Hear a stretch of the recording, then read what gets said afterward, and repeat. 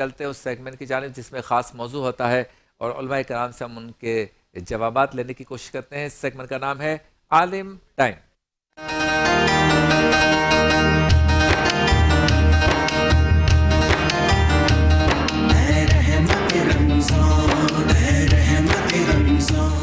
آج ہمارا موضوع ہے میڈیا کے مثبت و منفی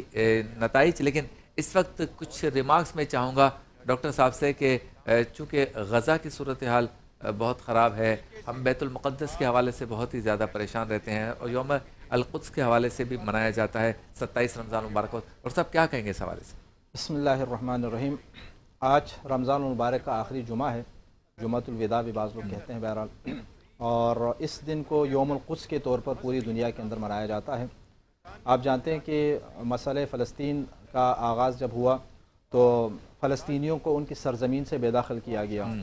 اور ایک موقع ایسا آیا تھا کہ تقریباً تمام عالم اسلام خاص طور پر عالم عرب جو ہے وہ مسئلہ فلسطین کو تقریباً فراموش کر چکا تھا. تو اتنے میں امام خمینی رحمۃ اللہ علیہ نے اسلامی انقلاب کی کامیابی کے بعد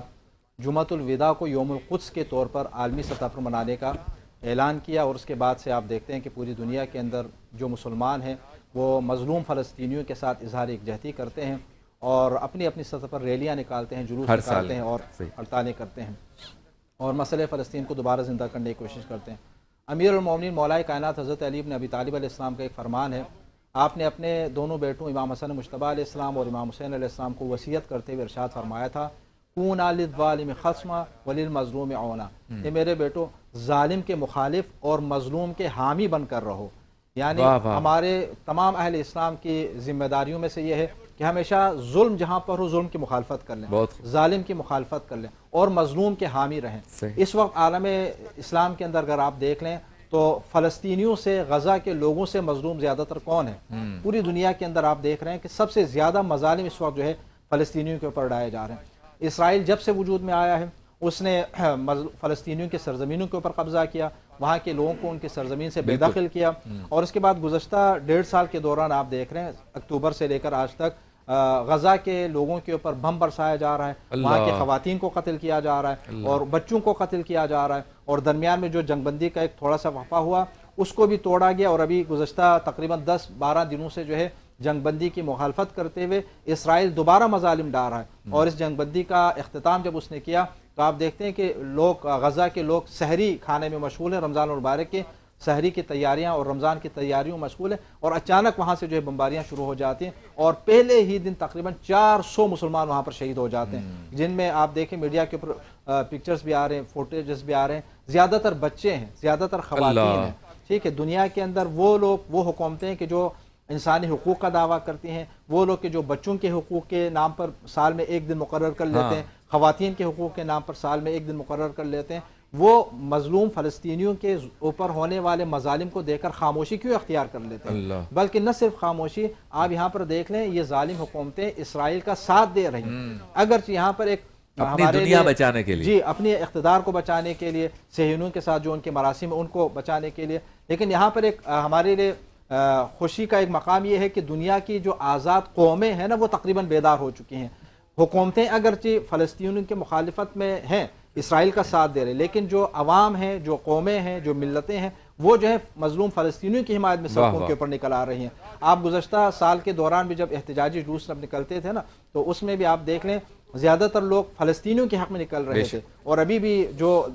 2 ہفتے سے تقریباً جنگ بندی کا جو خاتمہ کیا اسرائیل نے, اس کے بعد خود امریکہ کے اندر اور بعض دیگر یورپین کنٹریز کے اندر لوگ نکل رہے ہیں سڑکوں کے اوپر, اسرائیل کے خلاف نکل رہے ہیں, مظلوم فلسطینیوں کی حمایت میں نکل رہے ہیں. یعنی لوگ جان رہے ہیں کہ ظالم کون ہے اور مظلوم کون ہے, اگرچہ عالمی میڈیا اس کو حقیقت کو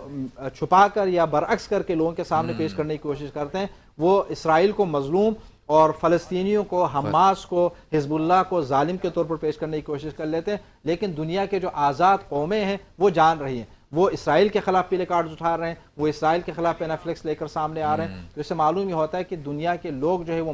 فلسطینیوں کو حق بجانب سمجھتے ہیں, ان کے اوپر ہونے والے ظلم کے اوپر کیا ہے وہ آواز اٹھاتے ہیں. بحیثیت مسلمان ہمارے فرائض میں بھی شامل ہیں کہ دنیا کے اندر کہیں پر بھی اگر کوئی ظلم ہوتا ہے، اور خاص طور پر اس وقت فلسطین کے اندر ہو رہا ہے، تو مظلوم فلسطینیوں کی آواز میں ہم آواز ملائیں، ان کا ساتھ دیں۔ ہم لوگ میدان کے اندر حاضر نہیں ہیں، لیکن حماس میدان کے اندر موجود ہے،